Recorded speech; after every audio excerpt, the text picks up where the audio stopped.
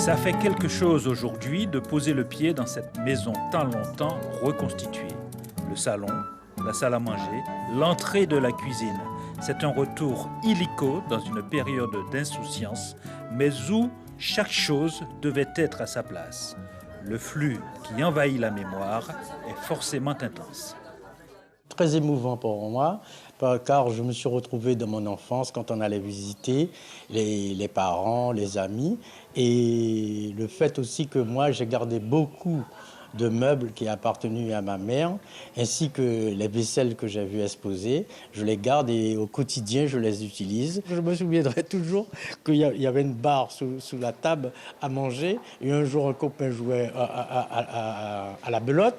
Et il s'est appuyé dessus pour marcher et puis il avait cassé la barre. C'était tout un problème pour qu'on essayait de la réparer pour que ma mère ne s'en rende pas compte.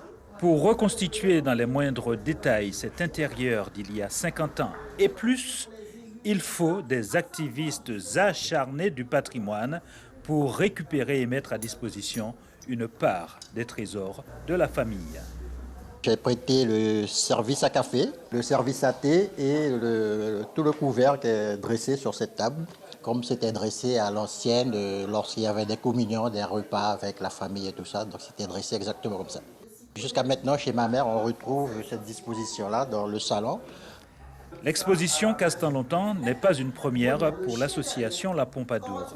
En début d'année, dans une version réduite, elle a été présentée à l'encre.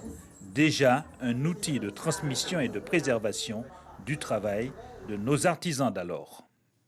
Il est fait avec du bois précieux, du bois de Guyane.